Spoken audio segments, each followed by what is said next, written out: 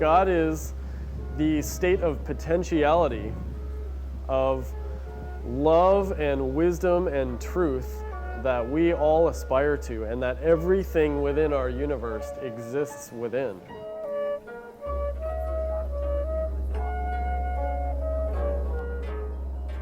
There are a lot of experiences and a lot of manifest illusions that seem to show us that we are separate from everything around us, and that we're not directly connected to Source or God.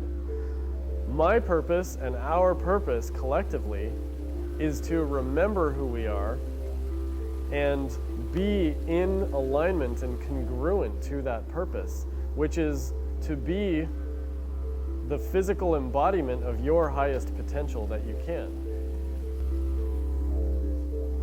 Which can be rather difficult and a little confusing sometimes, because when you come here, you forget all of those sacred contracts you made. And a lot of the time, deep felt desires and really heartfelt passions, and when you follow your heart, to use that term, these are the small little glimpses of your soul winking down at you, trying to remind you what the appointments you set were before you agreed to incarnate into this body.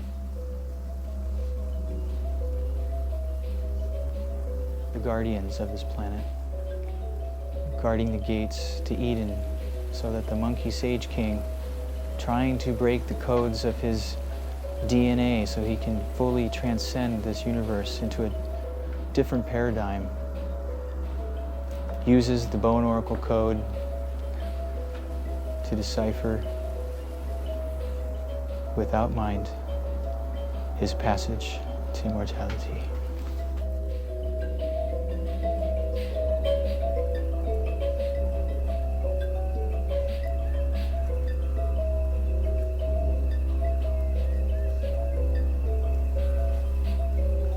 Within the model of understanding that we exist as a consciousness field, a state of potentiality, a morphogenetic field, which is where the blueprint or the template comes from that manifests every part of our beingness from the top down, including our physical body.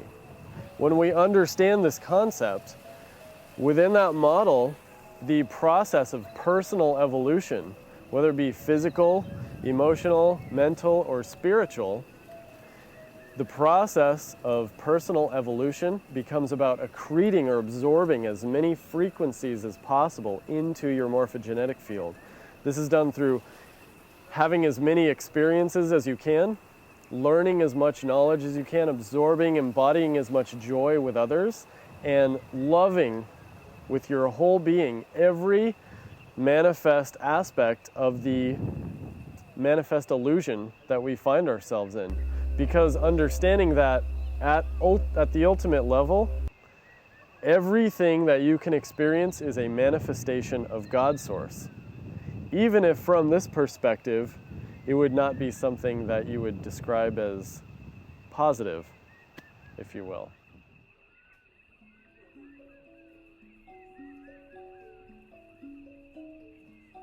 We're at a time that occludes secrets because things are so well known that all knowledge is available now.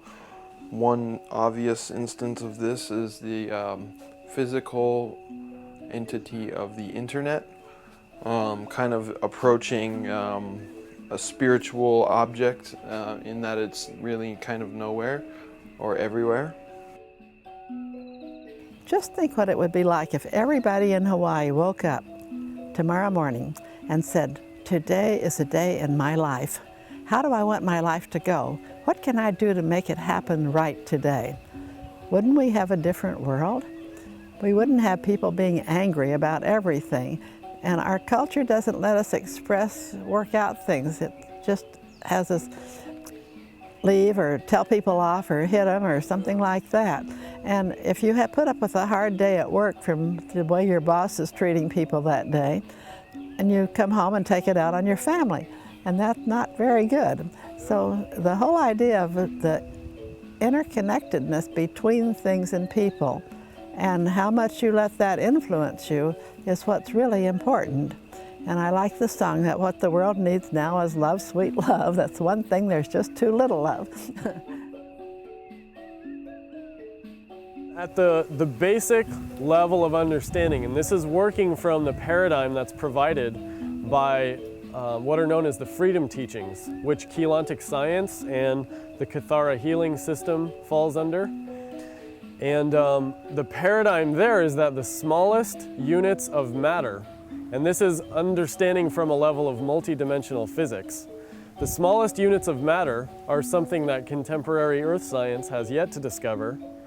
They're called particle units, which are units of consciousness that exist in a state of potential, and that many times every second they will go into a state of fission to polarize into electric and magnetic, or male and female, or yin and yang, those types of polarities, and then they go into a state of fusion back to where they came from.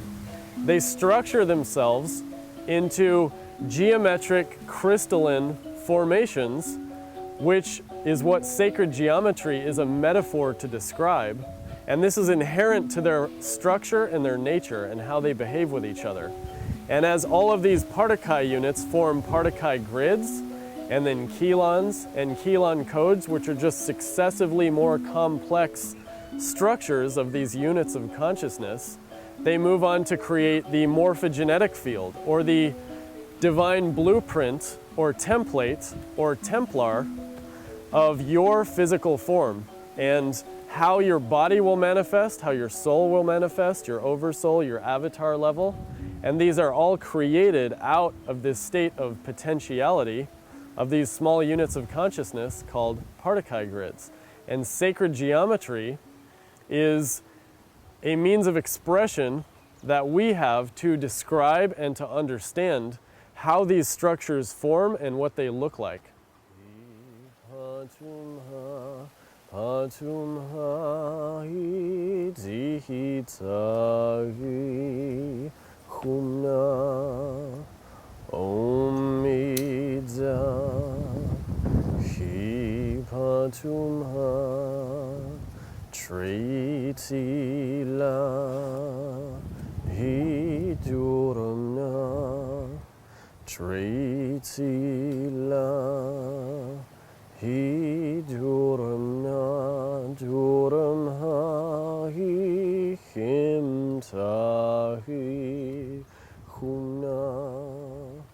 The son you just heard, spelled P-S-O-N-N, is the Arya Kumnare, which is an Anuhazi word. Translated in English is the Song of Orion. This exercise is an ancient sound tone program that was used in ancient Essene, Egyptian, Sumerian, Atlantean, and Lemurian ascension schools. Its function is to stimulate the 8th DNA strand into activation, which accelerates the soul and oversoul embodiment process and begins the process of activating the Kirashe, or Kundalini, energies. Repetition of this toning builds a powerful thrust of 8th dimensional frequency within the morphogenetic field, which accelerates and realigns the lower dimensional frequencies within the DNA, the chakra system, and the auric field. Used as a mantra, this is a powerful tool for spiritual awakening and transformation. Cool, huh? Yeah, man. I love that, man. So you have on recording what that was. This makes me shake with joy.